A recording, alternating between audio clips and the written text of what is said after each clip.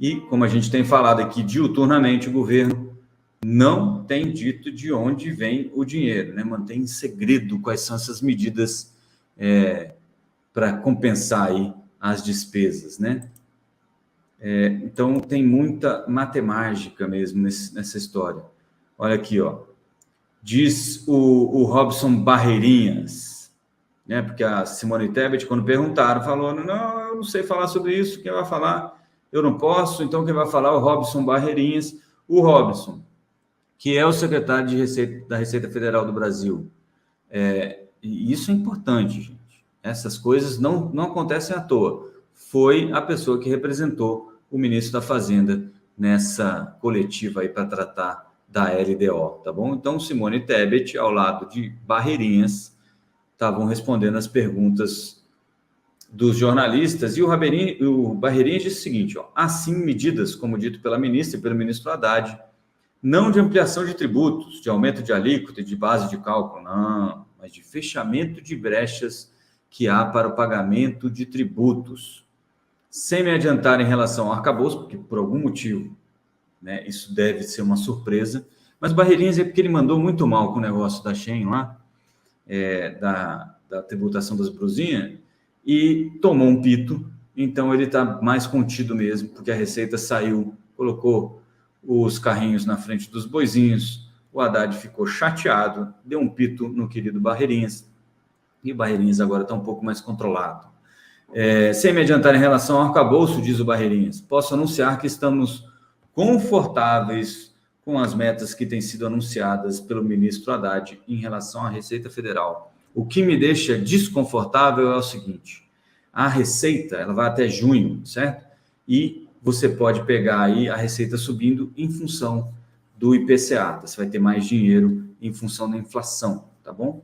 E a única forma dessas contas darem certo parece ser um ajuste via inflação. E o mercado financeiro não precifica isso, tá? Inclusive, os fechamentos de curva que a gente está tendo tem sido muito mais pela parte da inflação implícita, né, do conteúdo. Porque assim, quando você pega o pré-fixado, né, quando a gente pega a curva de DI lá, o pré-fixado ele tem dois componentes, né, que estão ali somados matematicamente. Um juro real e a inflação implícita.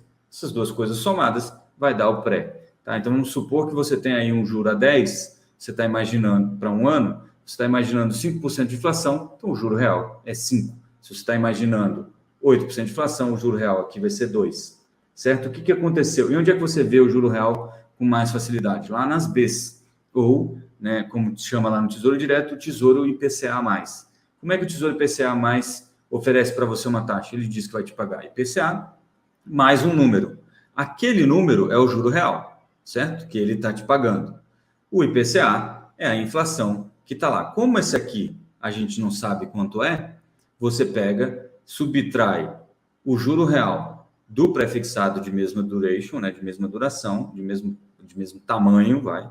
E aí o que sobrar vai ser a sua inflação implícita, certo? Se lá na B você tem um juro a 6 e no pré, mais ou menos com o mesmo duration, você tem um pré a 12, então você tem uma implícita de 6. Quando caiu, o juro real ficou 6 e o pré foi para 10, esses 2% que saíram do pré saíram da inflação esperada, da inflação implícita, tá? Que está implícita porque ela está lá dentro desse componente que forma o pré, tá bom? Então é isso que o mercado precificou a mais, né? Tirou um pouco mais de implícita do que de juro real, porque o juro real você ainda não viu uma queda muito forte lá no pré das IPCA+, tá bom? Então, essa é uma das coisas que a gente está vendo e, impressionantemente, o mercado não coloca essa conta na inflação. Então, olha só, para o mercado financeiro, a inflação vai ficar sob controle por algum motivo, né? Provavelmente pelo menos em função da austeridade lá do Banco Central, e não há uma preocupação, pelo menos aí essa seria a lógica, né, final desse raciocínio. Não há uma preocupação com o superávit primário, tá? A trajetória da dívida deve continuar ascendente, né? Então você vai continuar tendo dívidas em relação ao PIB cada vez mais altas, mas isso, pelo menos por enquanto, não parece preocupar o mercado, tá bom? Tá aí, a Tebit está falando em 62 bi para despesas condicionadas por novo arcabouço. Então, a Tebit está dizendo o seguinte, né? No orçamento de realismo dela, segundo ela própria, olha aí, eu gosto da senhora, dona Simone Tebet, mas às vezes é difícil, né? Temos zero espaço para despesas discricionárias hoje, disse a ministra. Se não aprovarmos o arcabouço, não teremos recursos para Minha Casa Minha Vida, manutenção da malha rodoviária, desenvolvimento da educação básica e em bolsas da CAPES.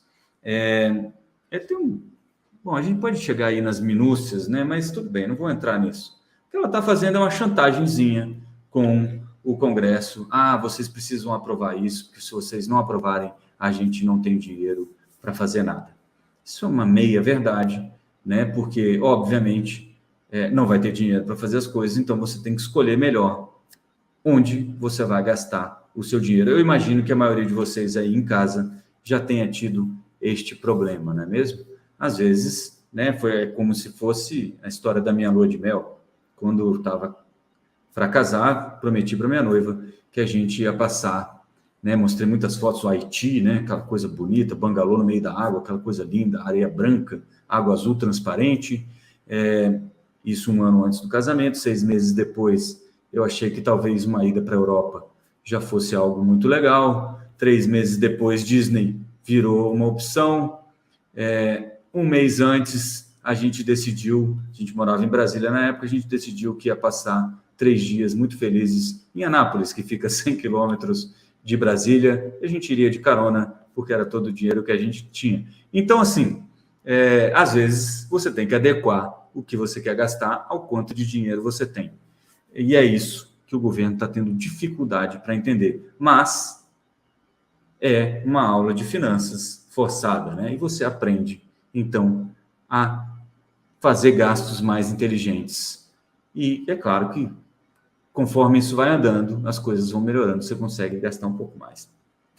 Aí ela diz o seguinte, ó, o objetivo do novo arcabouço é conter gastos, sim. Mentira.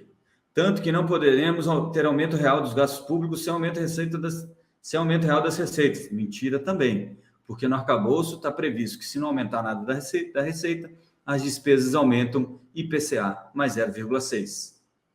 Certo? Estou errado, Simone? Qualquer coisa, dá uma ligada para nós aí. Manda um WhatsApp. Nós teremos sim um controle efetivo em relação aos gastos públicos, balela, basicamente, tá bom? O CS está dizendo que se fosse o governo, ia pegar empréstimo para ir para a Europa. É tipo isso. Ai.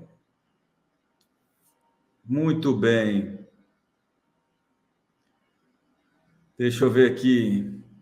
Tá aí, ó. A Tebet garante que o salário mínimo terá aumento real em 2024. Então, e é disso que a gente está falando. Já falei isso para vocês antes.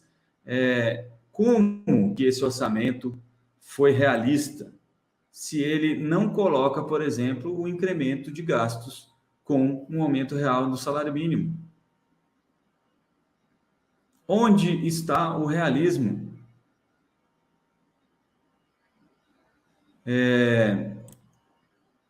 Tá aqui, ó. É óbvio que não há a menor chance, diz a nossa querida Tebet, de o presidente Lula não dar o aumento real para o salário. Se tira de qualquer lugar, mas o presidente não vai descumprir uma promessa de campanha. Haverá um aumento. O quanto vai depender do arcabouço. É isso, né? Matemática em cima de matemática.